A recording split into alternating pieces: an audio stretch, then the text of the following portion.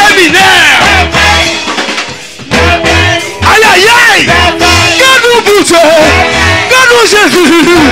Gagne-nous papa. Tout ça lui fait. Pour ta famille. Dans ton travail. Pour tes enfants. Mariage. Gagne-nous papa. Gagne-nous Yahweh. Aïe aïe aïe.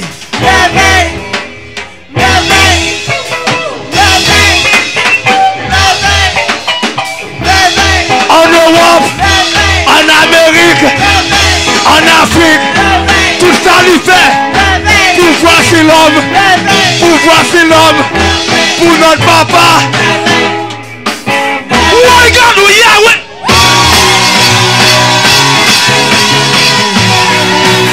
Aïe aïe aïe aïe aïe aïe aïe. Aïe aïe aïe aïe aïe.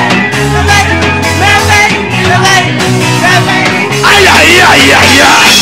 Aïe aïe aïe aïe aïe. Ouais ouais ouais. Aïe aïe aïe. Aïe aïe aïe aïe aïe. Aïe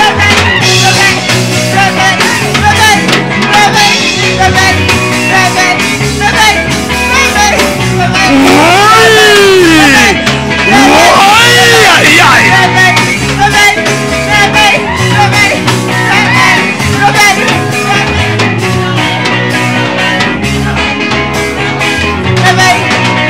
Oui, gardons Yahweh. Hey. Amen. Amen. Amen. Amen. Bonsoir tout le monde. Bonsoir. Il y a des visages que je vois seulement aujourd'hui. Qui est venu seulement aujourd'hui? Beaucoup de gens. Ok, que Dieu vous bénisse. Amen. Nous, on est là. Le séminaire a commencé depuis le lundi. Aujourd'hui, c'est le 5e jour.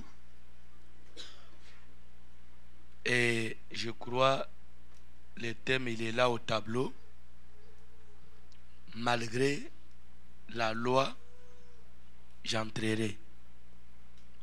Le thème qui est tiré du livre d'Esther au 4e chapitre à partir du 16e verset.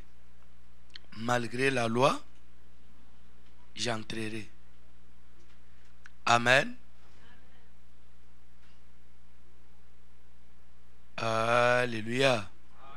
Et hier, on parlait déjà de Jacob, de la vie de Jacob, comme on venait de répondre. Hier, on a lu Genèse 25. On a commencé par le verset, 40e verset, 19, et on s'est arrêté à quel verset? Pardon? 27. Est-ce que papa pouvait nous lire?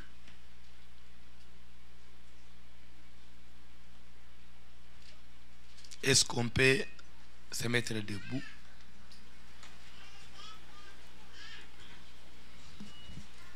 Lisez-nous Genèse 25. Commence par le verset 19 rapidement. Genèse chapitre 25, nous lirons à partir du verset 19. Je lis au nom de Jésus-Christ. Voici la postérité. Toi qui n'étais pas là, tu peux aussi profiter, ne fût-ce que à partir de la lecture et retenir quelque chose. Allez-y, papa. Voici la postérité d'Isaac, fils d'Abraham. Abraham engendra Isaac. Isaac était âgé de 40 ans quand il prit pour femme Rebecca, fille de Bethuel, l'araméen, de Padan Aram, et sœur de Laban, l'araméen. S'il vous plaît, on dit Isaac était âgé de combien? De 40 ans. Quand il prit pour femme Rebecca. Rebecca, fille de qui? Fille de Laban. Pardon? S'il vous plaît, est-ce qu'il y a quelqu'un ici, sur place, qui peut me donner le nom de son beau-père? et le village de sa femme.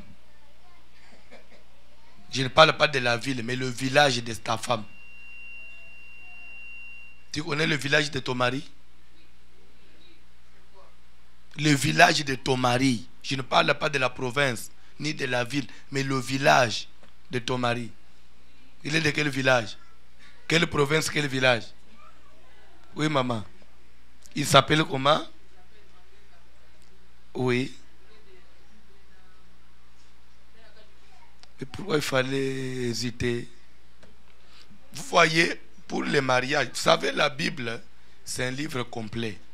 Et la Bible dit toute écriture est inspirée, utile pour... Quand on dit tout, donc quand on dit toute écriture, c'est-à-dire tout ce qui est écrit dans la Bible est utile pour nous enseigner. Est-ce que c'était nécessaire qu'on nous parle même du nom de papa de Rebecca et qu'on nous dise même ses origines? Ça compte dans le mariage. Le tout n'est pas de se marier, mais tu dois savoir vous allez dans quelle famille. Lisez la Bible. Ça va revenir quand je vais enseigner. Continuez, papa. Verset 21. Isaac implora l'Éternel pour sa femme, car elle était stérile, et l'Éternel l'exauça. Rebecca, sa femme, devint enceinte. Les enfants se heurtaient dans son sein, et elle dit, « S'il en est ainsi, pourquoi suis-je enceinte ?» Elle alla consulter l'Éternel, et l'Éternel lui dit, « 2 nations sont dans ton ventre, et 2 peuples se sépareront au sortir de tes entrailles. Un de ces peuples sera plus fort que l'autre, et le plus grand sera assujetti au plus petit. » Les jours où elle devait accoucher s'accomplirent, et voici, il y avait 2 jumeaux dans son ventre. Le premier sortit entièrement roux, comme un manteau de poil, et on lui donna le nom de Ésaü. Ensuite, sortit son frère, dont la main tenait le talon d'Ésaü, et on lui donna le nom de Jacob. Isaac était âgé de 60 ans lorsqu'ils naquirent. Ses enfants grandirent. Ésaü devint un habile chasseur, un homme de champ. Mais Jacob fut un homme tranquille qui restait sous les tentes. Isaac aimait Ésaü parce qu'il mangeait du gibier. Et Rebecca aimait Jacob. Comme Jacob faisait cuire un potage, Ésaü revint des champs accablé de fatigue. Et Ésaü dit à Jacob, « Laisse-moi, je te prie, manger de ce roux-là, car je suis fatigué. » C'est pour cela qu'on a donné à Ésaü le nom d'Édom. Jacob dit, « Vends-moi aujourd'hui ton droit d'aînesse. » Ésaü répondit, « Voici, je m'en vais mourir. À quoi me sert ce droit d'aînesse? » Et Jacob dit, « Jure-le-moi d'abord. » Il le lui jura, et il vendit son droit d'aînesse à Jacob. Alors Jacob donna à Ésaü du pain et du potage des lentilles. Il mangea et but, puis se leva et s'en alla. C'est ainsi qu'Ésaü méprisa le droit d'aînesse. Amen. Amen. Asseyez-vous, que Dieu vous bénisse. Amen.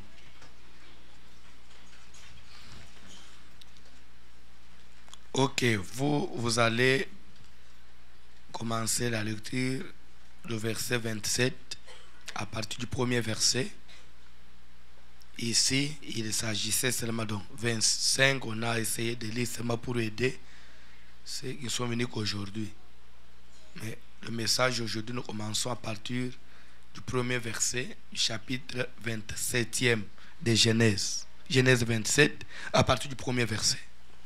Genèse chapitre 27, nous lirons à partir du premier verset. Isaac devenait vieux et ses yeux s'étaient affaiblis au point qu'il ne voyait plus. Alors, il l'appela Ésaü, son fils aîné, et lui dit, « Mon fils. » Et il lui répondit, « Me voici. » Isaac dit, « Voici donc, je suis vieux, je ne connais pas le jour de ma mort.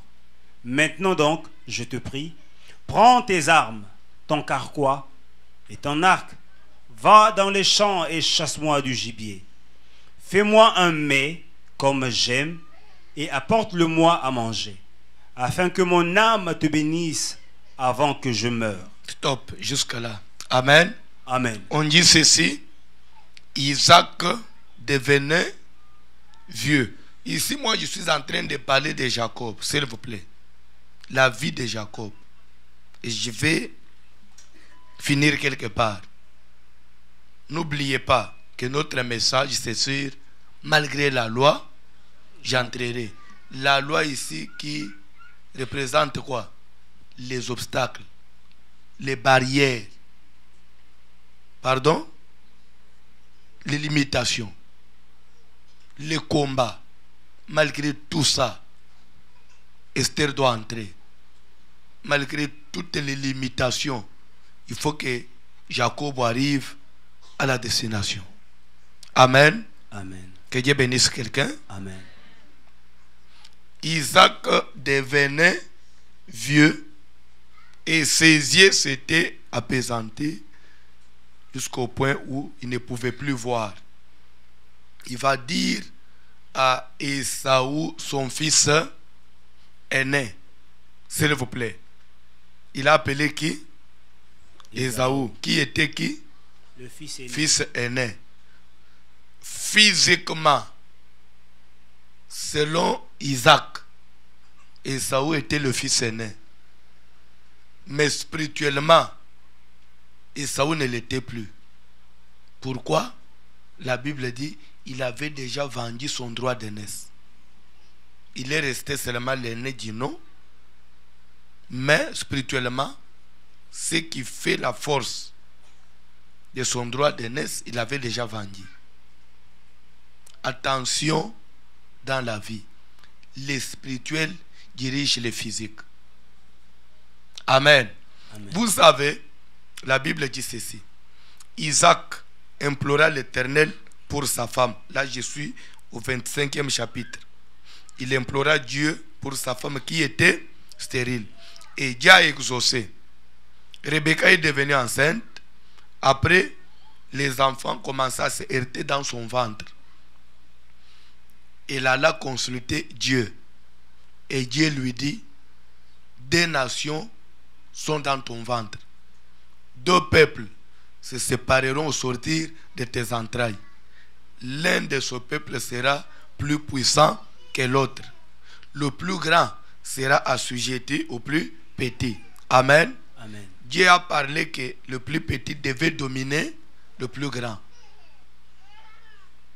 Est-ce que quelqu'un me suit? Amen. Amen. Alléluia. Amen. Ça, c'est selon Dieu. Et pourtant, qui était le plus petit? Le plus petit, c'était Jacob. Et le plus grand, c'était qui? Ésaü. Ésaü. Selon la vision de Dieu, Ésaü devait être dominé par qui? Par Jacob. Amen. Amen. Alléluia. Amen. Mais pratiquement dans la vie quotidienne, Jacob était le petit frère. Il appelait Ésaü grand frère. Et quand les gens venaient même dans la parcelle, quand on présentait le grand frère, c'était Ésaü. Mais selon Dieu, il avait déjà parlé que le plus petit devait dominer le plus grand. Dieu a parlé et la prophétie est restée comme ça. S'il vous plaît, je suis venu dire à quelqu'un, vous savez, c'est ce qui rend certaines personnes, certains chrétiens des fois incrédules. Il y a des gens même qui ne veulent plus croire, même aux prophéties, même quand on prophétise là. Est-ce que c'est la première fois? On a toujours dit ça, et j'ai toujours écouté ça, et après je ne vois rien qui change dans ma vie. S'il vous plaît, Dieu a parlé à Rebecca lorsqu'elle était encore enceinte. Dieu a parlé de Jacob, qu'il allait être puissant et qu'il devait dominer son grand frère. Dieu il a donné une ligne de conduite. Et après il est resté au ciel. Et quand vous voyez dans la vie courante, en réalité, rien n'indiquait que Jacob dominait Ésaü. Parce que jusqu'au jour où Isaac devait bénir, Isaac n'a pas invité Jacob. Malgré la prophétie, il va dire à Ésaü, tu es mon fils aîné, va dans le champ, avant ma mort, il faut que je te bénisse. Et pourtant, il y avait une prophétie. Isaac ne s'est pas référé à la prophétie. Amen. Alléluia. Mais dis-moi, les concernés Jacob, je crois, depuis son enfance, sa maman lui avait parlé que mon fils, lorsque j'étais enceinte de vous, je suis allé un jour consulter Dieu. Dieu m'avait parlé que toi, tu devais être puissant, tu devais dominer ton grand frère. Jacob avait cette information. Mais dis-moi, quand il a regardé la logique du monde, il ne voyait pas par quelle porte entrer. Je suis petit frère, celui-là est le grand frère. Quand on fait le partage, on commence par lui. Lorsque tout se fait, c'est toujours lui qui est privilégié. Alors que faire? C'est comme si Jacob, dans sa tête, il se sentait obligé. Il comprenait qu'il avait un devoir. Le devoir, c'était quoi? Comment maintenant casser ce droit de naissance que mon grand frère détient? Puisque selon le monde, il est l'aîné. Mais selon Dieu, moi, je dois dominer. Mais par quelle porte je dois entrer? Et Jacob a commencé déjà à combattre. Il a déjà commencé à préparer l'avenir. Pendant que son grand frère ne comprenait pas. Je suis venu dire à quelqu'un, dans la vie, il faut marcher avec des objectifs. La vie chrétienne, c'est surtout plus une vie de futur. Quelqu'un ne m'a pas saisi. La vie chrétienne, c'est une vie du futur. Ça veut dire quoi? Vous devez savoir que tout ce que je pose comme acte aujourd'hui, c'est ce qui détermine mon lendemain. Ne voyez pas ce qu'on est aujourd'hui, mais considérez l'avenir. C'est comme ça que Rebecca, enceinte, de quelques mois, elle va consulter Dieu. C'est que la consultation, la prophétie n'a pas commencé aujourd'hui. Quand on dit qu'elle a consulté Dieu, d'après toi, ça veut dire quoi? Il est allé voir le prophète. Amen. Pour demander qu'est-ce qui se passe dans ma vie. Pourquoi de telles douleurs? Pourquoi cette grossesse me dérange? C'est comme ça que Dieu parlera. Il va lui dire que des nations, lui avait une grossesse de quelques mois. Mais Dieu voyait l'avenir. Que le bébé qui était dans le ventre, à l'avenir, ça sera des nations. Je suis venu dire à quelqu'un, ne néglige pas ton lendemain. Et c'est pourquoi ne fais pas des choses qui demain ça peut vous coûter cher. Ne pose pas des actes qui le lendemain ça peut vous coûter cher. C'est comme la prophétie a parlé ici, qu'il y a des gens, on voyait le pasteur devant le fleuve, parce qu'on n'a pas encore interprété la prophétie. Hein? On voyait le pasteur Pierre devant un fleuve. Et après, on a mis le pont. Il y avait une foule à côté de lui. Il a traversé seul. Et la foule qui était avec lui, les gens maintenant commençaient à manifester ce désir-là, de le suivre au-delà du fleuve. Mais la foule était divisée en deux. Il y avait des gens qui avaient des tampons sur le corps et les autres étaient normaux.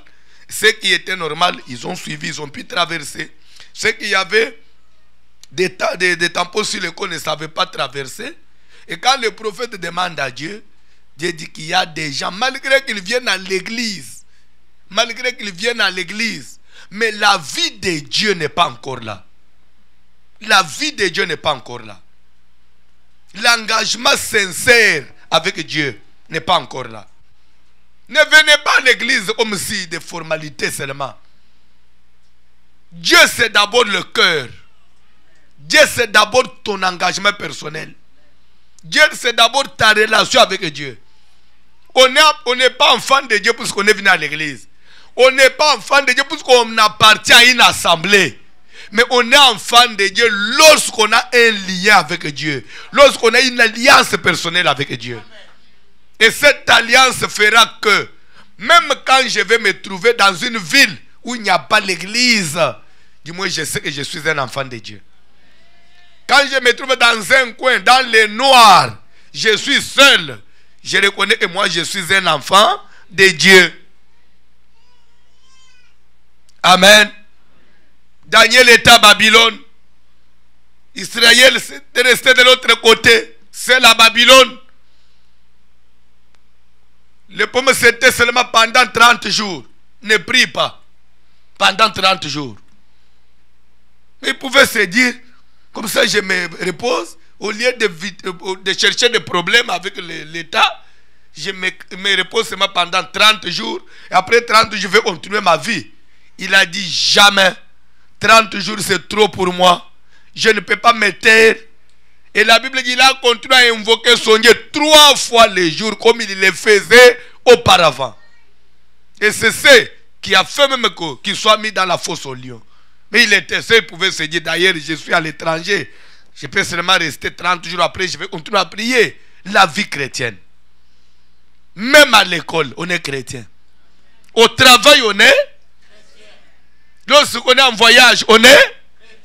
Dans son mariage, dans sa chambre avec son mari, on est. C'est pourquoi un enfant de Dieu véritable ne peut pas mettre des films porno dans sa chambre. Même sur son téléphone. Il y a des choses que tu ne peux même pas regarder en secret, puisque tu regardes comme ça, il n'y a personne. C'est vrai, personne ne te voit, mais il y a quelqu'un qui te voit. C'est celui-là que tu es venu chercher ce soir. Tu fais semblant comme si lui ne connaît pas ta vie. C'est comme ça que Dieu a demandé. Il y a des gens qui ont à se repentir. Il y a des gens qui doivent se repentir. Ça j'interprète seulement la prophétie. Parler de leur passé. Et on a même vu certaines, il y a des filles, et on a ajouté même des femmes mariées qui ont eu à faire des avortements. Pourquoi? Parce que l'enfant était encore petit, papa. Je me suis retrouvé que, bon, j'avais un retard, papa, c'était 2 semaines seulement, papa. Ce n'était pas encore la grossesse, papa, c'était seulement. Est-ce que 2 semaines c'est l'enfant? Hein? 2 semaines seulement. 2 semaines c'est seulement le sang. Après papa, j'ai avorté. Dieu demande la repentance. Cela est une barrière. Est-ce que je peux dire quelque chose? Quand Caïn a tué Abel, est-ce qu'Abel existe encore? Quand quelqu'un on le tue, est-ce qu'il existe encore? Est-ce qu'Abel était encore là? Est-ce qu'Abel parlait? Mais quand Dieu descendit, il a dit à Caïn quoi? Où est ton frère? Et le frère était déjà mort. Caïn répondra, suis-je le gardien de mon frère? Et Dieu dira à Caïn, qu'as-tu fait? Car la voix du sang de ton frère crie de la terre jusqu'à moi. Qu'est-ce qu'il avait crié? C'était Caïn ou bien le sang? Maintenant, toi, la grossesse, c'était seulement de 2 semaines. Est-ce que c'était encore une personne? C'était seulement quoi? Maintenant, qu'est-ce qui accuse? Qu'est-ce qui crie? Ah, c'est ça là a crié ce soir. C'est comme ça que la prophétie est sortie. Et pour finir de la prophétie, on a dit, après, il faut que ces gens-là rentrent dans un service, au terme duquel ils seront obligés même de faire une offrande. Et on doit prier pour eux. Chasser l'esprit des morts. Parce que déjà là, ils ont un esprit de mort en permanence. Quelqu'un va vous dire, en tout cas, on commence même à demander l'offrande de l'esprit des morts. Est-ce qu'il y a encore l'offrande de l'esprit des morts? Oui, l'offrande de l'esprit des morts existe. Si tu ne connais pas, je te donne les versets. Parce que toi, il faut aller avec toi comme ça. Je ne vais pas te laisser. Toi, si on te laisse 5 minutes, tu vas interpréter les choses à ta manière. Exode chapitre 12, à partir du premier verset, si vous lisez ce chapitre-là, quelque part, Dieu va dire à Moïse, parle aux enfants d'Israël, que chacun, chaque famille, chaque maison, ils doivent tout faire pour se procurer un agneau, âgé d'1 année, sans tache, sans défaut, que vous devez garder. Déjà, c'est la Pâque. Mais je vais vite. J'avais déjà parlé de ça quand j'ai parlé de la Pâque. Que vous devez immoler le 14e jour entre les deux soirs. Vous prendrez de son sang, s'il vous plaît, de son sang. Vous ferez quoi avec le sang? Le sang, on doit faire comment avec? Que vous allez appliquer sur les deux poteaux de la porte de votre maison et sur les linteaux. Cette même nuit-là, je passerai en Égypte. J'enverrai l'ange de destruction. L'ange de destruction passera en Égypte. Partout où il y aura le signe du sang, je vais sauter. Il n'y aura pas de mort dans cette maison-là. Mais là où je ne trouverai pas le symbole du sang, je ferai quoi? Je vais massacrer tous les premiers-nés, en commençant par les premiers-nés des hommes jusqu'à ceux des animaux. S'il vous plaît. Et c'est ce qui avait été fait en Égypte. Dieu avait massacré tous les premiers-nés, en commençant par celui du roi Pharaon. Maintenant, je vais vous poser la question. Les maisons où il n'y avait pas eu de morts, pourquoi il n'y avait pas eu de morts? C'est parce qu'il y avait quoi? Le sang. Et d'où venait le sang? Le sang provenait d'un sacrifice. Un agneau qui avait été tué. Quand on a tué l'agneau, on a fait un sacrifice. Ils ont fait une offrande. Et cette offrande-là pouvait empêcher l'ange de destruction. L'ange n'a pas pu tuer dans ces maisons-là, mais il a agi que là où il n'y avait pas l'offrande, là où il n'y avait pas de sacrifice. Tu vois qu'il y a l'offrande contre l'esprit de mort. Si tu veux protéger ta maison contre l'ange de mort, qu'est-ce qu'il faut faire? On doit trouver un sacrifice, on doit trouver une offrande. Biblique ou pas biblique?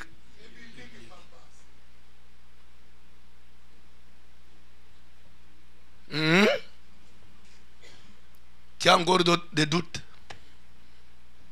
Tu as encore des questions?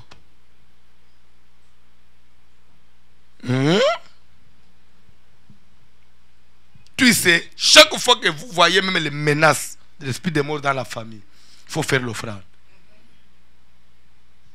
Dieu a tant aimé, il a donné son fils, afin que quiconque croit en lui ne périr, changer de verbe. Mourir. C'est afin que quiconque croit ne meure point. Pour ne pas mourir, pour empêcher que ceux qu'il a aimés ne meurent pas, Dieu a fait une offrande. Si tu aimes tes enfants, si tu veux que tes enfants ne meurent pas, qu'est-ce qu'il faut faire? Job, chaque matin, il s'est levé de bon matin et faisait une offrande à l'Éternel au nom de ses enfants, car il se disait peut-être ils ont péché, peut-être ils ont offensé Dieu dans leur cœur. C'est comme ça qu'il faisait des offrandes pour empêcher la mort, pour empêcher que la mort, le diable, que la colère de Dieu ne puisse pas descendre sur ses enfants. Il faisait quoi? Je ne parle pas sur l'offrande. Je parle de la vie de Jacob. Amen. Amen. Quand Dieu a parlé à Rebecca, que le plus grand sera assujetti au plus petit, est-ce que Dieu ne savait pas que c'est impossible sur la terre? C'est impossible que les gens acceptent, que le plus grand se fasse dominer par le plus petit. C'est comme si des fois c'est Dieu lui-même qui crée des complications dans la vie. Mais il avait tous les pouvoirs. Pourquoi ne pas seulement empêcher à Esaü de sortir en premier, comme ça que Jacob saute le premier, qu'il domine facilement? Amen. Alléluia. Amen. Les jumeaux dans le ventre, qui fait que l'un saute en premier et l'autre après, c'est Dieu. Cela ne dépend même pas des enfants, c'est Dieu qui arrange ça. Dis-moi, il a disposé que Esaü vienne avant et que Jacob vienne après. Après, il va donner la prophétie que le dernier là, c'est lui qui va dominer. Et pourtant, il y avait une loi. La loi était que les plus jeunes ne peuvent pas naturellement dominer sur le grand frère. C'est comme ça que même le papa, dans sa logique, lorsqu'il fallait bénir, il n'a pas invité Jacob. Parce que la logique était que Jacob était le plus petit. Il a invité le plus grand. S'il vous plaît, c'est ça la loi du monde. Mais malgré tout ça, Jacob avait une décision. Malgré la loi, malgré qu'il y a l'aîné, je dois entrer. C'est comme ça qu'un jour, son frère revenait du champ et dit, mon petit frère, est-ce que je peux manger de votre potage? Calculez un peu les enfants à la maison. les enfants d'une même mère, ton grand frère qui revient du champ, il vous demande de la bouillir seulement, et directement cet enfant a une inspiration que si tu veux que je te donne de la bouillie, retourne-moi le droit d'aînesse. C'est que lui avait compris que cette histoire-là allait pourrait le compliquer un jour. C'est comme ça que déjà je puisse jouer à l'avance que je récupère ça. Mais la Bible dit son grand frère méprisait. Lui il voyait tout normal. Vous savez, il y a des gens qui voient tout normal. Comme on vient à l'église là, qu'est-ce qu'on vient chercher à l'église? Quand nous on prie là, vous priez pourquoi? Pour toi tout est normal. Mais pour moi tout n'est pas normal. Nous savons ce qu'on prépare. Nous savons ce que nous faisons. C'est pourquoi ne vous laissez pas emporter par les dires des gens, par des critiques des gens. Même comme on a prophétisé là, quand ça va arriver à la cité le soir, comment on peut parler de ta vie comme ça? On peut étaler ta vie en public comme ça. Lui, pasteur Pierre aussi, les choses qu'il fait. Est-ce qu'il ne pouvait pas arranger que les professeurs, on puisse les donner seulement à côté? Est-ce qu'il faut qu'on étale la vie de quelqu'un comme ça en public? Ça, ce n'est pas normal. Non, quand même, la réputation aussi compte. Hein? Toi, tu as une réputation, toi. Non, vous savez, moi, avec moi, ça se traite comme ça. Moi, je ne suis pas hypocrite. Toi, tu es hypocrite. Toi, tu parles en cachette. Moi, je te réponds comme ça. Si on doit parler de la réputation, toi, tu as une réputation. David du roi, en fonction, il sort avec la femme de son militaire. Amen. Après, il fait assassiner le mari. Dieu, au lieu même quand même de se gêner, que c'est quand même c'est une autorité, il va envoyer un prophète. Et le prophète a parlé de son impudicité sans se gêner. Est-ce que vous croyez qu'il y a des sentiments des hommes? Dieu, pour parler de ta vie, il doit se gêner? Il doit dire qu'il a la réputation? Et quand vous prenez la Bible, des fois vous lisez la vie de David, que David était sorti avec Beersheba, après il avait fait assassiner son mari. Vous ne savez pas que David quand même il a des descendants, même jusqu'à aujourd'hui sur cette terre. Vous ne savez pas que les descendants de David peuvent vous porter plainte? Comment vous parlez de la vie de notre grand-père comme ça? Si David a une famille aujourd'hui, cette famille-là peut porter plainte? Parce que c'est quand même leurs parents, oui ou non? C'était quand même une autorité. Mais là, dis-moi, vous ne vous gênez pas lorsqu'il faut parler de David. Là, tu dis, j'ai lu la parole de Dieu. Quand tu parles de la vie privée de la femme, de la perte du sang, là, tu ne te gênes pas. Mais quand on prophétise sur toi, non, là, on a touché à ma vie. Mais la vie de Paul, mais Jésus qui est Dieu, qui est notre Seigneur, il s'est exposé nu sur la croix pour que nous soyons sauvés. Lui n'a pas caché sa vie privée. Il n'a pas protégé sa vie privée pour ton salut. Et toi, tu viens à l'église, tu as la vie privée? Et vous voulez marcher avec Dieu comme ça? Avec des caprices? Ça m'étonne. Et l'église en Occident, ça m'étonne. Il suffit même qu'on fasse de fortes prières. Quand tu tombes, les démons parlent, ça devient un problème. Oh, mais les démons, c'est toi qui as parlé. Est-ce que c'est le pasteur? Non. On ne peut pas vous humilier comme ça. Pourquoi il fallait que ça soit en public? Tout ça, c'est le diable.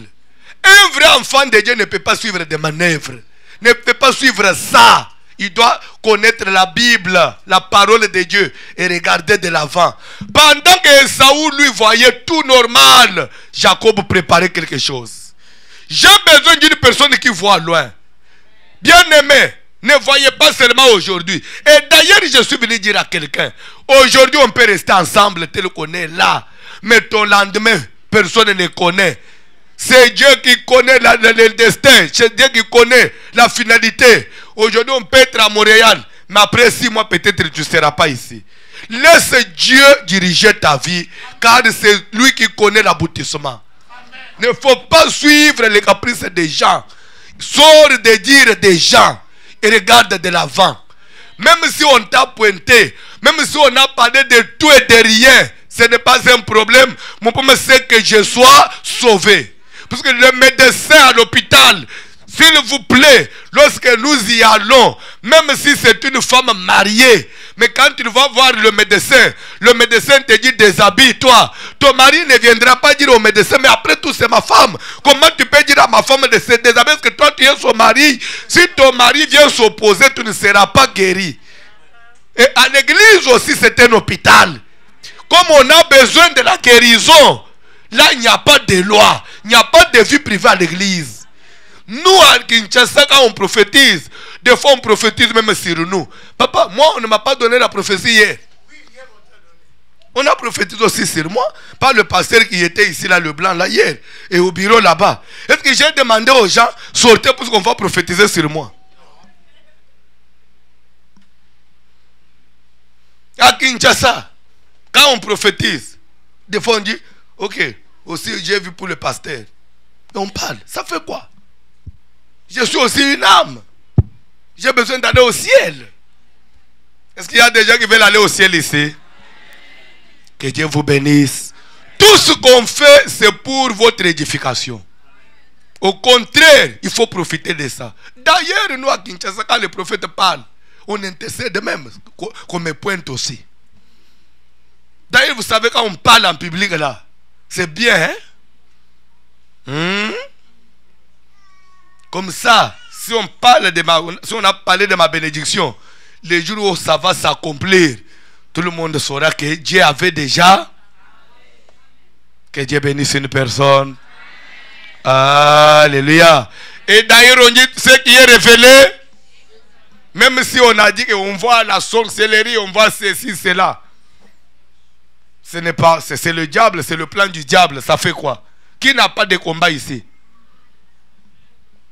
Et qui n'a pas de péché ici? Qui est saint dans la salle ici? Est-ce qu'on peut acclamer pour le Seigneur?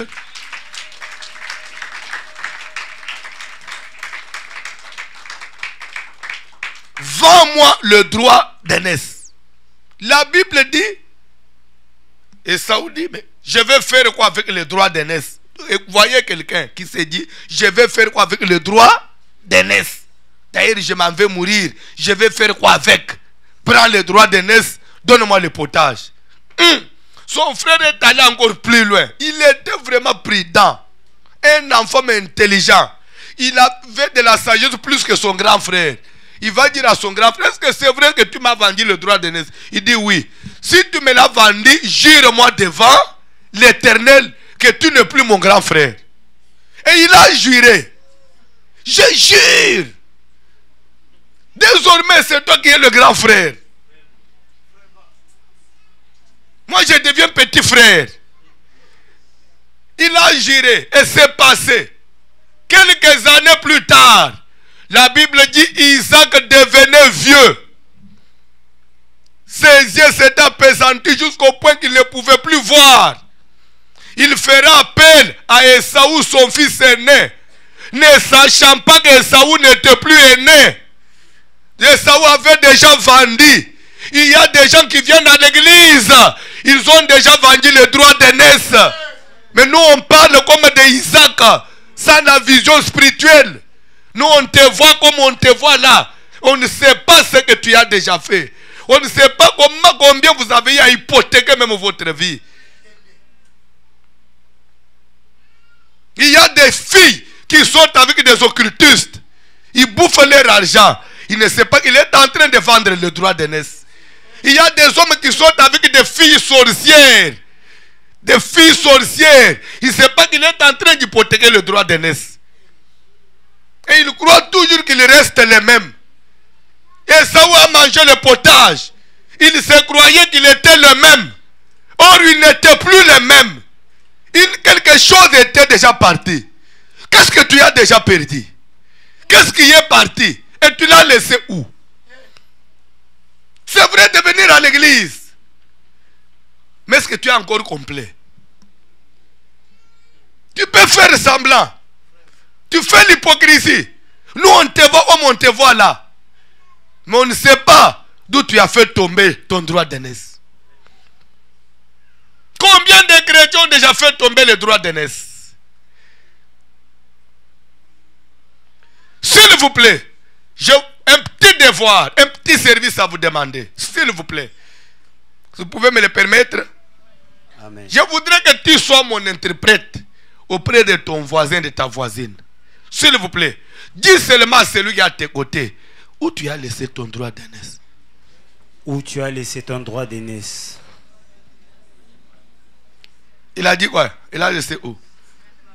Pardon? À Kinshasa? Toi aussi. Depuis Kinshasa. L'autre, tu as laissé à l'université. C'est. Nous, on croyait que tu es allé à l'école. Tu es allé vendre les droits d'aînesse à l'école. L'autre, il a laissé à l'église où il était avant qu'il vienne ici. Chez le pasteur magicien là. Là, on faisait des cérémonies chaque jour. Isaac appela Esaü, mon fils aîné. Va dans le champ, chasse-moi du gibier. Fais-moi aimer comme j'aime. S'il vous plaît. Le tout n'est pas de prier. Le tout n'est pas de prêcher. Le tout n'est pas de servir Dieu. Le tout n'est pas de marcher avec Dieu. Mais il faut servir Dieu. Pas comme nous voulons, mais comme lui aime. Isaac dit à Esaü, fais-moi aimer comme j'aime. Ne prépare pas à votre manière, mais fais comme moi j'aime. Afin que je te bénisse. Notre culte doit être conforme. Le culte doit répondre aux critères pour que Dieu nous bénisse. Au cas contraire, c'est zéro. Au cas contraire, c'est zéro. Il y a des gens qui prient pour prier, mais ils ne prient pas comme Dieu aime. Est-ce que toi, tu viens à l'église comme Dieu aime? Est-ce que toi, tu donnes comme Dieu aime? Est-ce que toi, tu pries comme Dieu aime? Même dans ta maison, tu pries comme Dieu aime. Et quand Esaü est allé au champ, dans sa tête, s'il vous plaît, il se disait quoi? Je vais chercher quelque chose. Et je vais amener à mon père. Pour qu'il fasse quoi? Pour qu'il fasse quoi? Il est pourtant, s'il vous plaît, tous les jours, Esaü avait l'habitude d'apporter du gibier à son père. Et la Bible dit même que Isaac aimait Esaü. Pourquoi? Parce qu'il mangeait de lui du gibier. Il avait l'habitude de manger ça. Mais un jour, il a dit, c'est vrai mon fils, tu as toujours l'habitude de m'apporter du gibier. Mais aujourd'hui, tu vas m'apporter, pas pour seulement que je mange, mais afin que je fasse aussi quoi? Que je te bénisse. Je suis venu dire à quelqu'un, c'est vrai nous prions, c'est vrai nous servons Dieu. Mais écoutez, en servant Dieu, nous devons aussi nous attendre à la bénédiction. Qui dit bénédiction dit quoi? Bénédiction, ça veut dire appeler du bien, le bonheur dans sa vie. Nous prions Dieu pour qu'un jour on parvienne au bonheur, pour qu'un jour on soit stable. Isaac est allé chercher du gibier pour être béni par son père. Je suis venu dire à quelqu'un, à l'église, on a aussi besoin qu'on soit stable, que Dieu nous assiste et que Dieu nous bénisse.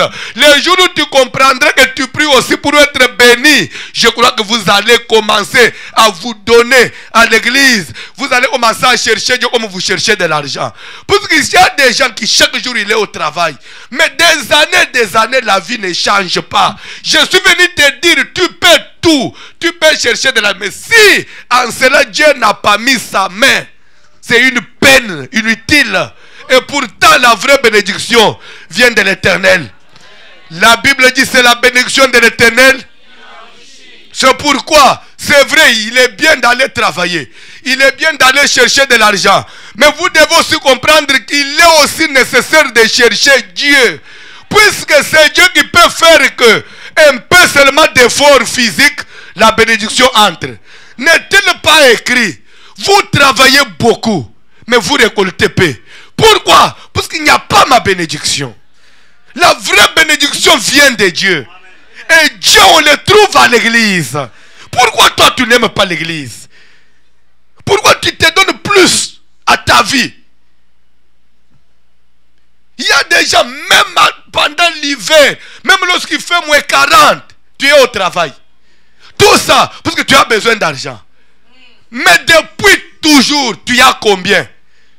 Vous êtes toujours accablé de dettes. Les comptes, c'est toujours 0. Mais tu es toujours le premier à aller travailler. Même lorsqu'il y a un séminaire, toi tu es toujours au travail. C'est pourquoi le séminaire a commencé depuis lundi. Mais toi tu ne sors qu'aujourd'hui. Et tu es venu avec quoi? Si on te pose la question où tu étais, au travail. Tu étais où, papa? Sœur, tu étais où? Et qu'est-ce que tu nous as amené du travail? La vie, c'est Dieu. D'abord Dieu. Chercher Dieu au Canada comme tu les cherches en Afrique. Tu peux changer de coin, mais tu n'as pas changé Dieu. Le Dieu qu'on a servi en Afrique n'est pas différent de celui qu'on prie ici. La Bible ne change pas. Au Canada, on n'utilise pas une autre Bible. Mais pourquoi toi, tu dois changer? Pourquoi tu ne veux plus marcher avec Dieu comme tu le faisais avant? Mon fils, va dans le champ. Chasse-moi du gibier afin que mon âme fasse quoi? S'il vous plaît, aimez aussi la bénédiction. Aspirez aussi à la bénédiction. L'église, attendez-vous aussi à de grandes choses. Il a dit à Rebecca, le plus jeune sera puissant que le plus grand. C'est Dieu-là, le Dieu de la grandeur, le Dieu de l'élévation. C'est ce Dieu-là que je prêche. Dans ta tête-là, ne travaille pas seulement parce que tu as besoin d'élever les enfants, mais il faudra qu'un jour, ces enfants-là restent stables. S'il vous plaît, écoutez les devoirs sacrés de tout parent. Isaac devenait vieux. Pendant que ses yeux commençaient à s'affaiblir, il va faire appel à son fils. Il lui dit, mon fils, voici je suis vieux. Je ne connais pas les jours de ma mort. Mais fais vite, apporte-moi à manger afin que je fasse quoi? Je te bénisse, afin que je t'établisse, afin que je te laisse stable. Il ne faut pas mourir. Tu laisses tes enfants sans position. Je suis venu dire à quelqu'un, tu n'as pas amené les enfants en Amérique, tu n'as pas amené les enfants au Canada pour que l'État canadien vienne élever tes enfants à ta place. Dans la vie, il ne faut pas aimer la gratuité. C'est vrai, je vais vous dire des choses qui vont peut-être vous scandaliser, qui vont peut-être même faire que tu puisses me haïr. Dans la vie, n'aimez jamais la gratuité. N'aimez jamais que tes enfants puissent étudier gratuitement. Parce que quand vous vous dites qu'ils étudient gratuitement, mais les professeurs là sont payés. Ils sont payés par quoi? Il y a l'argent. Et l'argent là, c'est la sueur d'autres personnes.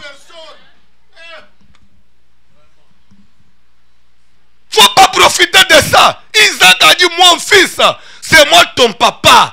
Je dois te bénir. Il faut que la bénédiction vienne de moi. Tes enfants doivent vivre de ton argent. Ils doivent vivre de ta sueur. Souffre pour tes enfants. Donne-toi pour tes enfants. N'aimez pas la facilité. Je vais vous dire une chose. Un jour, ça c'est 1 Samuel 24, donc 2 Samuel 24, 24. 2 Samuel 24, 20. Essayez un peu de lire, papa. Vérifie un peu. Vérifie un peu, je ne sais pas si c'est ça le verset. 2 Samuel.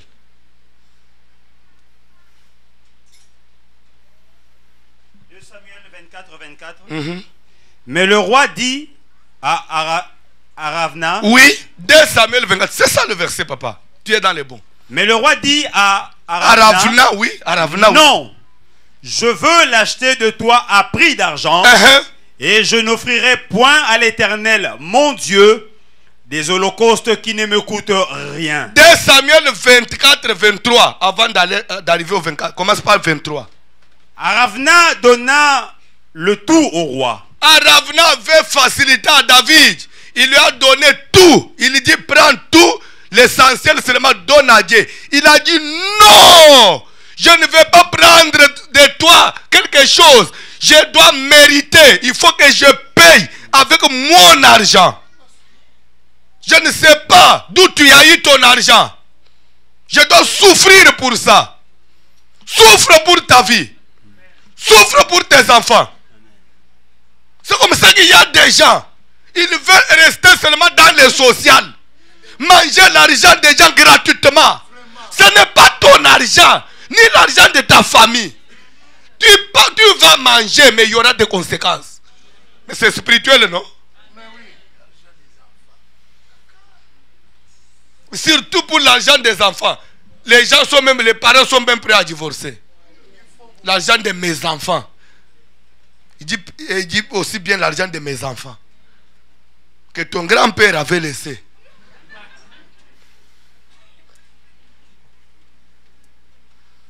Je peux continuer? Amen. Isaac dit à Esaü son fils, il faut que mon âme te bénisse. J'ai travaillé, j'ai souffert pour vous. Je dois vous laisser un héritage. Quel est l'héritage que tu vas laisser à tes enfants? Faut pas être paresseux. Faut pas aimer le sommeil. Je suis venu dire à mes frères Bantou, ne sois pas paresseux. Ne sois pas paresseux. Il faut mériter ce que tu as. Amen. Sortez du sommeil, travaille. Et associe aussi Dieu à ce que tu fais. Amen. Associe Dieu à ton travail. Amen. Avant de sortir le matin, mets-toi à genoux.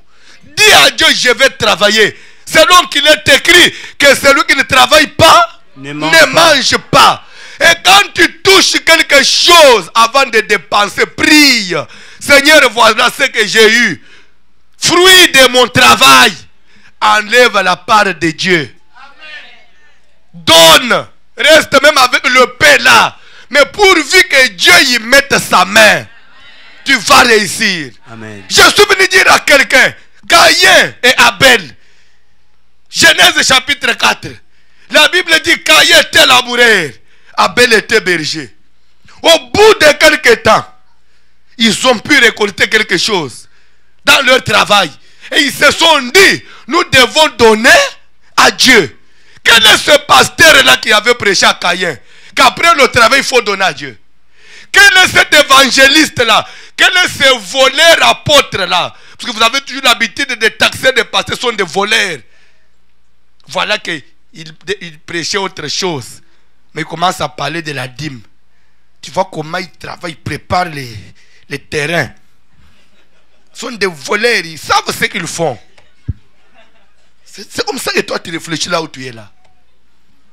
Oui, c'est vrai, j'accepte, j'admets que je sois voleur. Pour toi, je suis voleur. Amen.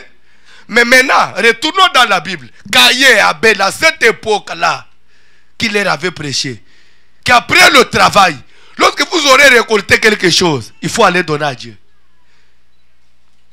Dieu existe. Amen. Sans Dieu, c'est zéro. Amen. Sans la bénédiction de Dieu, c'est zéro. Si Dieu ne vous accompagne pas dans ce que vous faites, c'est zéro. Vous pouvez vous amasser des richesses. Vous pouvez acheter des maisons partout dans le monde. Mais s'il n'y a pas Dieu, mon frère, un jour tu vas te retrouver mais vide. Ça, je vous jure. Un jour tu te retrouveras mais vide.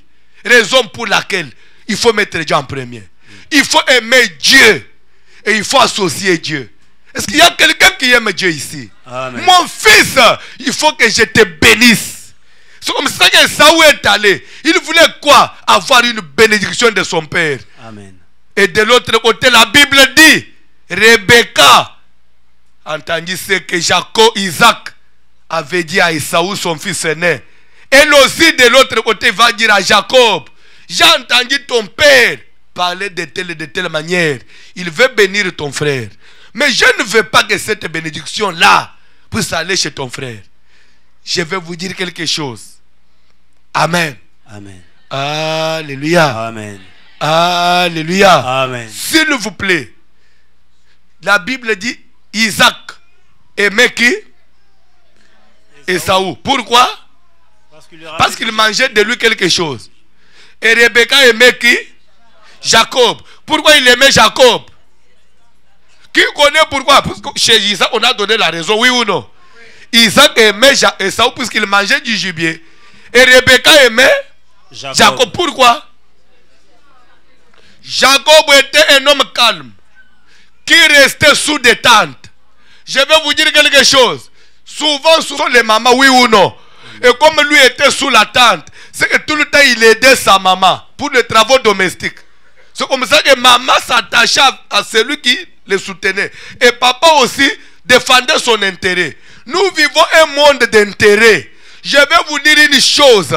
Papa, il a cherché à ce que la bénédiction aille là où il y a son intérêt. Rebecca aussi a dit jamais. Ça ne peut pas aller de l'autre côté. Puisque si cette bénédiction va chez Esaü, moi je ne vais pas me retrouver. Je voudrais que ça vienne chez toi. Comme toi tu es toujours avec moi, je sais que j'aurai aussi ma part. Je suis venu dire à quelqu'un, même moi, je travaille aussi pour ceux qui m'appartiennent. Pour qu'un jour, je me retrouve. Même le pasteur, il doit bénir les gens qui lui sont fidèles, qui sont attachés à lui. Puisque tel que je prêche là, c'est une semence. Il faudra qu'un jour, cette semence, je me retrouve. Vous n'allez pas prier pour des fidèles qui sont sur la rue. Non. Travaille pour ce que Dieu t'a donné. Parce que si demain ils sont bénis, vous allez aussi vous retrouver. Amen. Quelqu'un n'a pas compris. Quelqu'un n'a pas compris. Je prie pour ceux qui me sont fidèles. J'impose les mains à ce que Dieu m'a donné. Parce que si aujourd'hui Dieu vous bénit, vous allez me ramener la dîme. Je vais me retrouver. Mais qu'est-ce que vous croyez? Non, mais c'est entre nous. Je peux retourner dans la Bible. Dieu dit j'honore celui qui m'honore. Dieu dit j'honore celui qui m'honore. Et celui qui ne m'honore pas, je le méprise. Maintenant moi François, je soutiens celui qui et celui qui ne me soutient pas, je le méprise. Même toi, il faut soutenir là où tu sais que tu as de l'intérêt. Tu ne comprends pas. Tu ne comprends pas. Tu ne comprends pas. Je peux vous dire quelque chose. Amen. Au ciel, vous avez déjà lu Apocalypse. Vous connaissez combien de ceintures des anges il y a au ciel? À part les chérubins, il y a qui? Les 24 veillards, il y a qui? Les 4 êtres vivants, il y a qui? Et vous connaissez tous ces mondes-là. Et lorsqu'il s'agissait du trône, Dieu devait envoyer quelqu'un. Dieu a envoyé qui? Je vous pose la question. Dieu a envoyé qui? Son fils, hein? Mais pourquoi il n'a pas envoyé les 24 veillards? Pourquoi il n'a pas envoyé les 4 êtres vivants? Mettez-vous un peu à sa place. Avec toutes les gloires que le Fils est en train de recevoir aujourd'hui sur la terre. Si c'était les 24 veillards, ils allaient se rebeller. Vous savez, le diable, à cause seulement de la beauté, c'est ce qui est écrit dans la Bible, à cause seulement de la beauté énorme que Dieu lui avait donnée, il s'est rebellé. Oui ou non? Mais maintenant Dieu s'est dit, toi le diable, j'ai essayé seulement avec la beauté, tu es parti. Maintenant là il y a toute la gloire du monde. Je vais envoyer qui? Les chérubins. Il regarde les 24 veillards. Il dit, mon fils unique vient. Et lorsque le fils est venu, il est resté fidèle. On ne laisse pas la richesse à n'importe qui. On ne laisse pas l'héritage à n'importe qui. Et on ne cède pas la vie à n'importe qui. Il faut travailler pour des gens qui te sont fidèles. Où tu sais qu'un jour, je peux aussi avoir un intérêt. Est-ce que quelqu'un dit Amen? Amen. Est-ce que quelqu'un dit Amen? Amen. C'est pourquoi je suis venu dire à quelqu'un, je soutiens même vous les fidèles. Soutenez l'église où vous savez que nous avons aussi de l'intérêt. Quel est l'intérêt? L'église prie pour nous. Ce pasteur prie pour nous. Et comme ça aussi moi je le soutiens. Parce que je sais que je vais aussi récolter. Et moi aussi pasteur, je prie pour vous. Je vous soutiens. Je sais que moi aussi je vais me retrouver. Vice versa. C'est pourquoi vous devez comprendre qu'à un certain moment, l'église devient plus qu'une famille.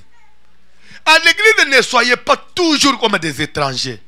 Il y a des gens, tu as déjà fait 4 ans, 5 ans à l'église, mais il se considère toujours comme un étranger. Il n'est pas à l'aise. À l'église, il est là comme s'il observe. J'ai vu même quand on chantait ici, il y a quelqu'un qui est là, il regarde comme ça. C'est quoi? ce qu'on chante là, je ne comprends pas. Est-ce que tu es obligé de comprendre tout? On chante pour toi? Ou bien on chante pour Dieu?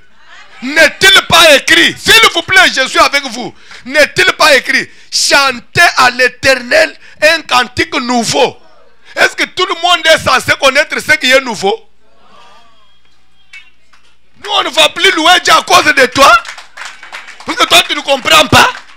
Puisque c'est mon église, même si je ne comprends pas, mais je vais même suivre le rythme et je vais danser, pourvu que la grâce qui descend, que la bénédiction qui va descendre soit aussi sur moi.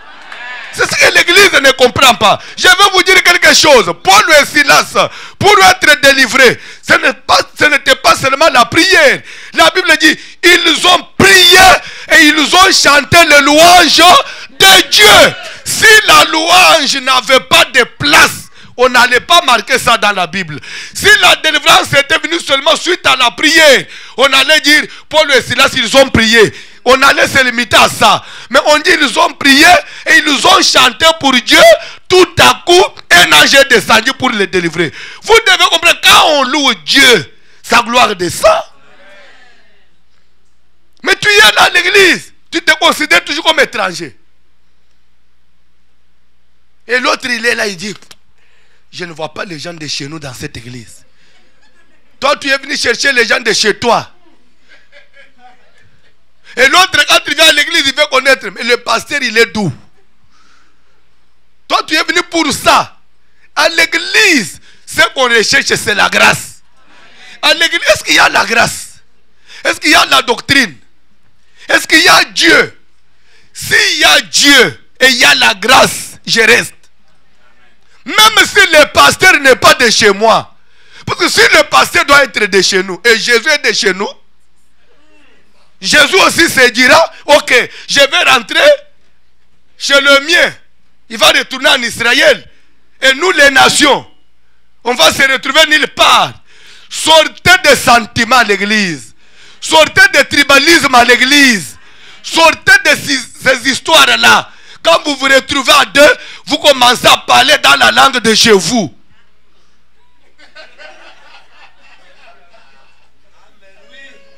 Après, vous vous dites, maintenant on est aussi nombreux.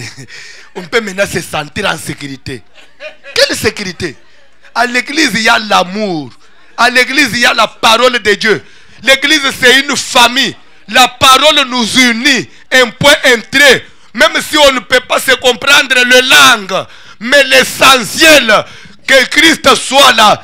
Je suis venu dire à quelqu'un, souvenez-vous, les jours de la Pentecôte, lorsque le Saint-Esprit descendit pour la première fois, la Bible dit, il est descendu sur l'assistance et il a distribué les langues aux gens.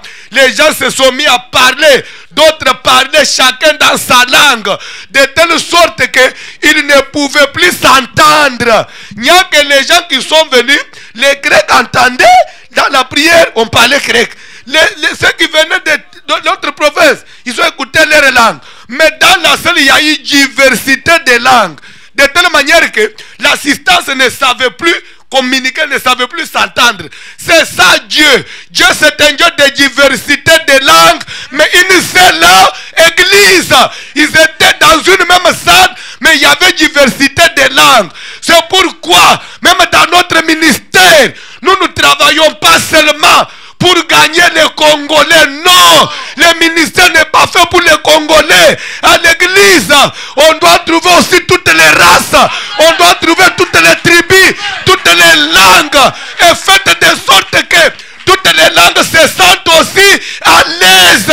Et d'ailleurs à l'église, si vous trouvez qu'on chante plus une langue que toi tu ne comprends pas et que tu as un cantique de chez vous qui est un cantique normal, viens, enseigne aux chantres et que nous aussi on puisse apprendre, que nous puissions sous-louer Dieu et cela fera l'unité de l'église. L'église n'appartient à personne. C'est la maison de Dieu.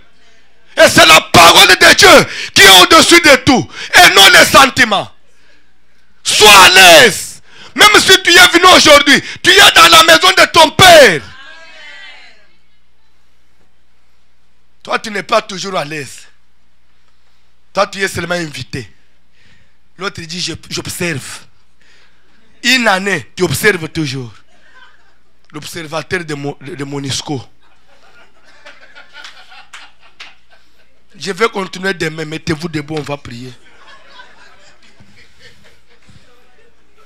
Il observe. Vous connaissez la Monisco? L'ONU, vous ne connaissez pas? Hein?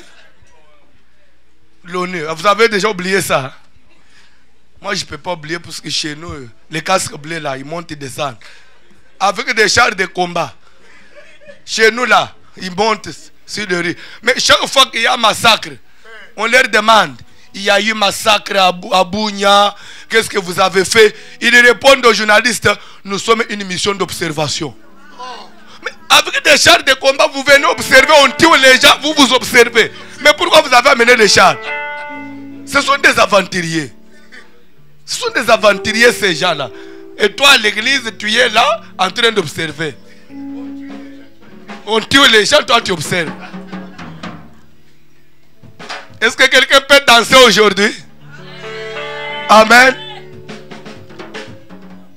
Papa, aujourd'hui tu entonnes les chansons là que tu avais entonnées là. J'avais vu des trucs là sur le tableau. Hein? Aujourd'hui on va chanter comme ça. Comme ça je vais voir qui ne comprend pas, il ne va pas chanter. C'est quoi ça?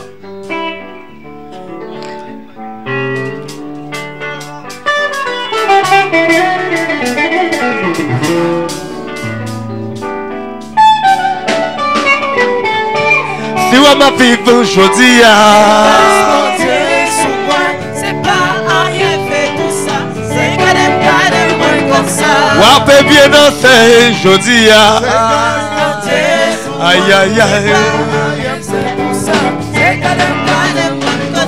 Gardez ou sauter aujourd'hui.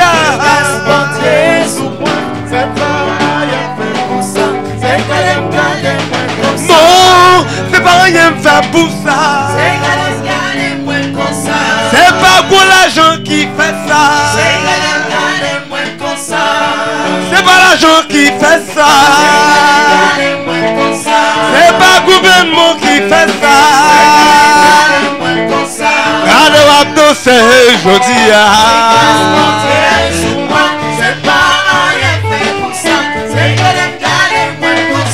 Regardez où acclamer pour Jésus. Oui. Non, c'est pas rien faire pour ça. C'est pas connaissance qui fait ça. C'est pas intelligence qui fait ça. Qui t'aime louer, oui. Qui t'aime adorer, oui.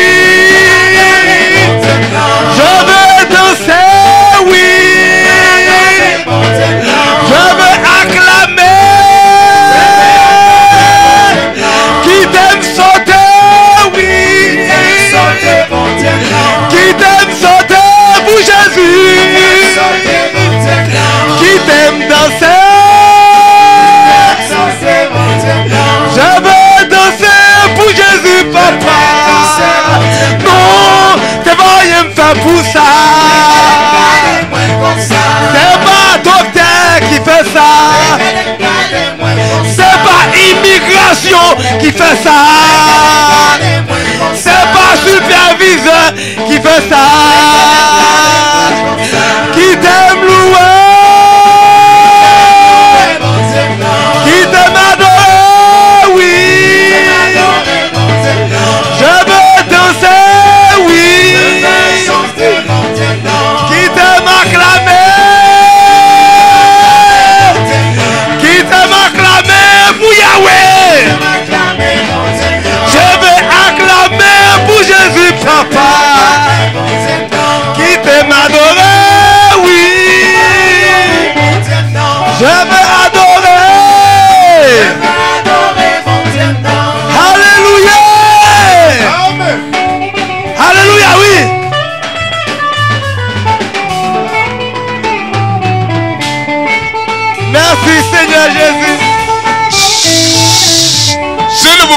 Sois concentré. Amen. Amen. Tu vois, deux fois, quand on chante en Kikongo, et que toi tu comprends le Kikongo, hein?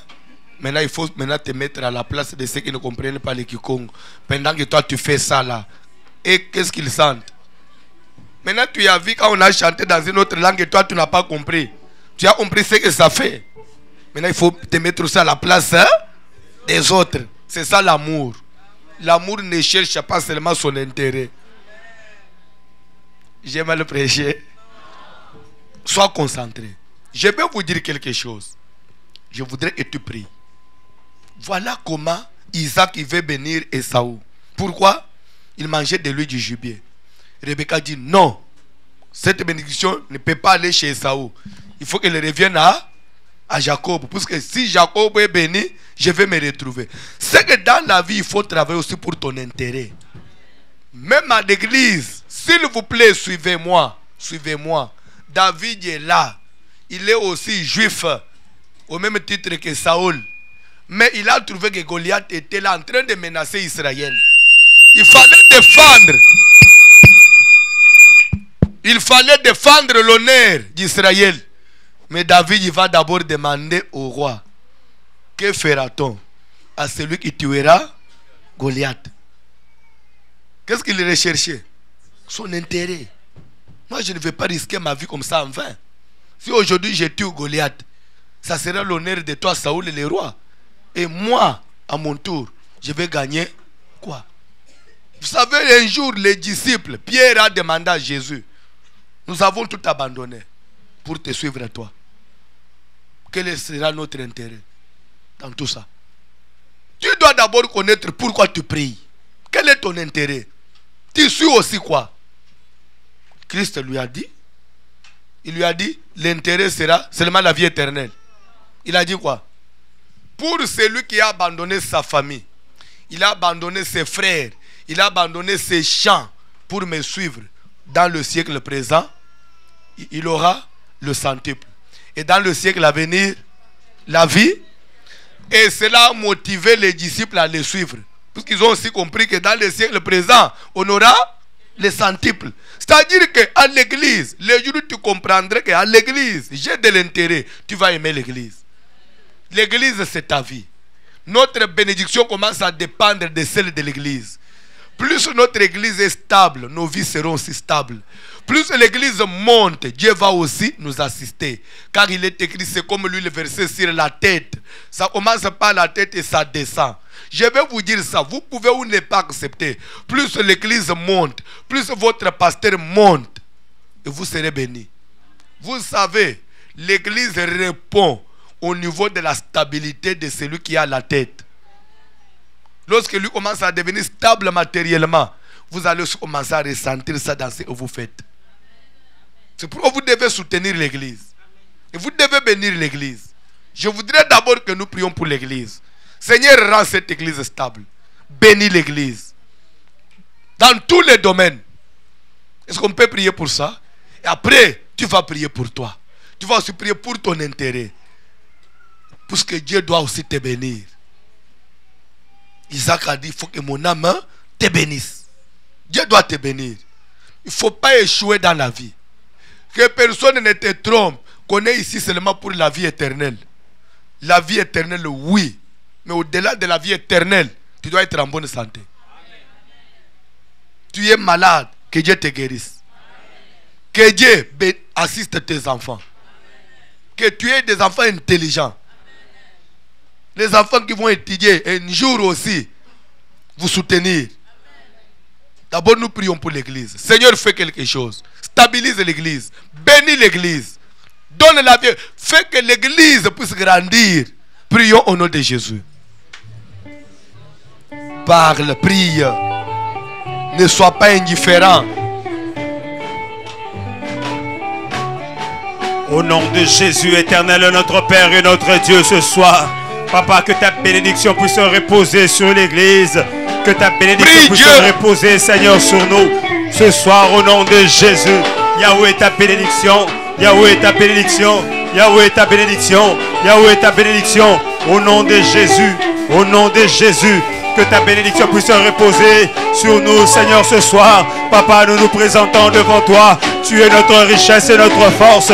Bénis l'Église, bénis les membres, bénis nos activités. Bénis, Seigneur, tout ce que nous faisons au nom de Jésus. Ce soir, éternel, mon Dieu, étends ta main, Seigneur, étends ta main, Jésus, étends ta main au milieu de nous. Jésus, viens nous enrichir. Qu'importe la loi, qu'importe la loi, qu'importe les barrières, qu'importe les blocages, nous voulons exceller, nous voulons dominer, nous voulons aller de l'avant. Au nom de Jésus, ce soir, nous voulons aller de l'avant. Étends ta main, Seigneur, étends ta main, Jésus. Étends ta main, Jésus. Étends ta main, Jésus. Ce soir, mon rocher, mon bouclier, tu es ma force. Papa, étends ta main. Que ta bénédiction repose sur nous. Ce soir, au nom de Jésus. Au nom de Jésus. Au nom de Jésus. Yahweh, viens nous élargir. Étends nos possessions. Étends nos richesses. Ce soir, tu es le Dieu de la multiplication. Nous voulons sortir de la pauvreté. Nous voulons sortir de la misère. Nous voulons sortir des limitations. Nous voulons tourner, Seigneur, le dos à tout ce qui est ténèbres. Papa, viens régner. Jésus, viens régner. Viens régner au milieu de nous. Jésus, viens nous assister. Papa, viens nous toucher. Viens nous toucher. Viens nous toucher. Touche nos finances. Touche nos activités. La bénédiction vient de toi. La bénédiction vient de toi. La bénédiction vient de toi. La richesse, c'est toi, Seigneur. N'est-ce pas toi qui dis, cherchez premièrement le royaume et la justice de Dieu. Et toutes ces choses, Seigneur, c'est toutes ces choses. S'il vous plaît, sois concentré. J'aimerais que tu puisses maintenant prier pour ta vie. Vous savez, aujourd'hui nous prêchons Jacob. C'est parce qu'il avait réussi dans sa vie. S'il avait échoué, il n'allait pas être un bon exemple. Aujourd'hui, les gens veulent porter le nom de Joseph. Pourquoi vous voulez porter le nom de Joseph? C'est parce qu'il avait réussi. Hein? Pourquoi vous ne voulez pas prendre le nom d'Issachar et d'Ismaël? De Judas Iscariote. Hein? Tu donnes à ton fils le nom de Judas Iscariote. C'est lui qui avait trahi Jésus. Ça, tu ne peux pas. Pourquoi? Parce que c'est un mauvais exemple. Alors vous allez comprendre que le monde ne retient que ce qui est bon. Même toi aussi, sois le meilleur. Pour qu'un jour on parle de toi. Je voudrais que tu pries. Dis à Dieu, Seigneur, que je sois de bon côté. Que je réussisse. Qu'un jour on puisse parler de moi. Est-ce que tu peux prier pour ta vie? S'il vous plaît. Rebecca est allée plus loin. Jusqu'à utiliser la ruse. Tout simplement pour que son fils soit béni. C'est qu'elle avait compris l'importance de la bénédiction. Bien aimé, il faut aussi prier pour la bénédiction. Pour votre stabilité. Vous savez, la Bible dit quelque part, femmes, soyez soumises à vos maris. Comme Sarah qui était soumise à appeler son mari Seigneur. C'est de cette façon-là que vous pouvez gagner vos maris sans parole. On dit sans parole. Quand on dit sans parole, ça veut dire quoi? Ça veut dire qu'il y a des gens qu'on peut aussi gagner au Seigneur sans prédication. Mais on les gagne seulement par quoi? Par les œuvres. Vous savez, si aujourd'hui dans votre famille, Dieu vous bénit, il vous élève, vous n'aurez pas besoin de prêcher vos frères. Quand ils vont seulement regarder ce que Dieu a fait pour toi, directement il vient à l'église. Tu l'as gagné sans parole. Mais par quoi? Par ce que Dieu a fait. C'est possible, même dans ces quartiers, on peut évangéliser sans parole. Seulement dehors là, il n'y a que des dupes là, de $100 000, de $200 000 dehors. Même les blancs vont se dire, tiens, il y a quelque chose ici. Ils vont entrer à l'église. Nous les avons gagnés sans. C'est possible aussi d'évangéliser sans parole. Mais dans cet état-là, qui va te suivre? Qui va s'intéresser à toi? Est-ce que tu peux prier? Dire à Dieu, fais de moi quelque chose. Bénis ma vie. Étends mes limites. Répands ta bénédiction sur moi. Que je réussisse. Malgré toutes les lois de ma famille. Que je monte. Que je m'établisse.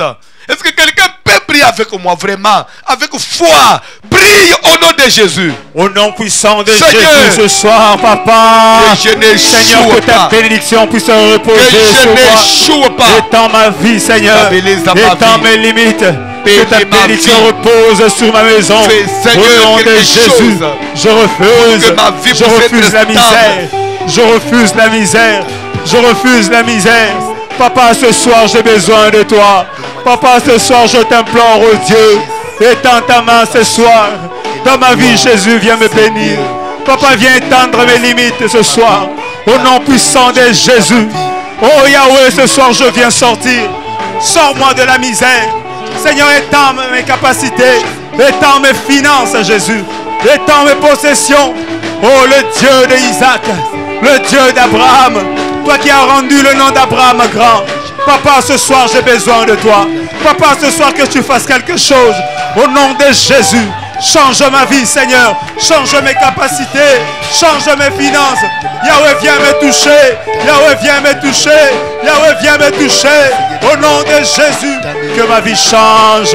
Que ma vie change. Que ma vie change. Jésus. Jésus.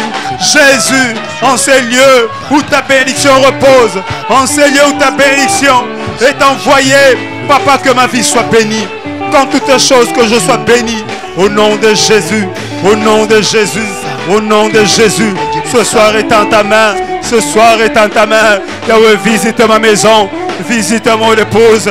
Dans toutes nos affaires, Seigneur, viens nous visiter, viens nous visiter, viens nous visiter. Au nom de Jésus, au nom de Jésus, au nom de Jésus. Que ma vie change, que ma vie change, que ma vie change, que ma vie change. Yahweh, change-moi, Yahweh, change-moi, Yahweh, change-moi, Yahweh, change-moi. Au nom de Jésus, au nom de Jésus. Yahweh, ce soir, visite-moi à cause de ton Saint-Nom. Visite-moi, Yahweh. Papa, fais quelque chose. Fais quelque chose. Fais quelque chose. Ce soir, Seigneur, viens m'orienter. Viens m'orienter. Yahweh, tiens-moi par la main. Sors-moi, Seigneur, de la misère. Yahweh, tiens-moi par la main. Sors-moi d'une vie médiocre. Ce soir, au nom de Jésus. Au nom de Jésus. Que ton feu me purifie. Que ton feu m'éloigne de tout ce qui n'est pas de toi, Jésus. Ce soir, éternel. Mon Dieu, je t'invoque. Yahweh, montre ta gloire. Yahweh, je veux voir ta gloire. De même que Moïse avait vu ta gloire. Papa, fais de moi le Joseph de ma famille. Fais de moi la Ruth de ma famille. Fais de moi l'Esther de ma famille. Fais de moi, Yahweh. Fais de moi le Daniel de ma famille. Au nom de Jésus. Au nom de Jésus. Papa, j'écris en ta parole. Yahweh, ce soir, viens me visiter. Visite-moi ce soir. Viens guérir mon âme de tous les maux, de toutes les blessures, de toutes les imperfections. Libère ma vie, libère mes finances, libère mon âme. Au nom de Jésus. Sois toujours concentré. Est-ce que papa, tu pouvais me lire Marc 1, verset 22. Après, vous lisez 27. Marc 1. Marc chapitre 1er, nous lirons le verset 22 et puis nous lirons le verset 27. Ils étaient frappés de sa doctrine, car il enseignait comme ayant autorité et non pas comme les scribes. Ok, 27. Tous furent saisis de stupéfaction, de sorte qu'ils se demandaient les uns aux autres. Qu'est-ce que ceci? Une nouvelle doctrine. Il commande avec autorité même aux esprits impurs et ils lui obéissent. Ils étaient frappés, ils se sont demandé parce que Jésus était Dieu. Hein? Ils étaient étonnés parce que Jésus était Dieu. Non. Mais ils étaient étonnés pourquoi? Ils l'ont vu commander avec autorité. Et les esprits ont obéi parce que Jésus était Dieu. Les esprits ont obéi à quoi? À l'autorité qu'avait Jésus. Il y a des choses, ça demande une certaine autorité. Amen. C'est pourquoi on ne prie jamais assis. Même si tu es fatigué, même si tu as un enfant, lève-toi. Cette doctrine-là, elle n'est pas bonne. Ils se sont dit, qu'est-ce que c'est ci? Une nouvelle doctrine. Toi, tu nous amènes la doctrine des scribes. Ils se sont dit, il a prié, non pas comme les scribes. Parce que les scribes priaient assis. Tu es scribe? Tu es prêt? Tu es prêt? Amen. Je voudrais maintenant que nous puissions attaquer toutes les lois. Parce que Esther a dit, malgré les lois, J'entrerai. s'il y a une loi établie, une loi qui t'empêche de vivre la promesse, d'entrer dans votre destinée, cette loi-là doit tomber. Au nom de Jésus. Est-ce que tu es prêt? Est-ce que tu es prêt? Est-ce que tu peux crier avec autorité là où tu es? Dire feu! Feu! Non, c'est faible. C'est faible. La Bible dit ceci. Notre Dieu exerce ses jugements par Le feu. Quand tu dis feu là, il faut que ça sorte comme de l'obus. Et que ça puisse écraser une loi. Détruire, même s'il y avait un sorcier à ce moment sur la route. Vous savez qu'en Afrique, c'est déjà la nuit. Hein? Vraiment la nuit avancée même. Hein? S'il y avait un sorcier en Afrique qui était sur un avion, et il venait au Canada pour vous ensorceler, et qu'il puisse croiser une flamme de feu sur l'océan là. Hein? Tu es prêt? S'il y avait même un oncle paternel qui était sur un bateau là des sorciers, un bateau fabriqué des ossements humains, qui puisse croiser la flamme de feu sur l'océan. Hein? Est-ce que tu es prêt? Est-ce que tu es prêt? Amen. Feu! Est-ce que tu peux maintenant invoquer que le feu de Dieu descende, détruise toutes les lois de la famille, tous les obstacles, toutes les barrières qu'on a érigées pour que toi tu ne réussisses pas? Prions au nom de Jésus. Jésus, j'invoque le feu contre tous les sorciers qui poursuivent mes enfants. Au nom de Jésus, toutes les réclamations. Non, ça ne va pas. Il y a quelqu'un qui est malade dans la salle. S'il vous plaît, nulle part dans la Bible, on peut chasser les démons comme si vous êtes en train de méditer. Au nom de Jésus. Au nom de Jésus. Feu. Ça, c'est quelle prière? Tu viens d'où? Vous venez de Dewey? Bien de Néo.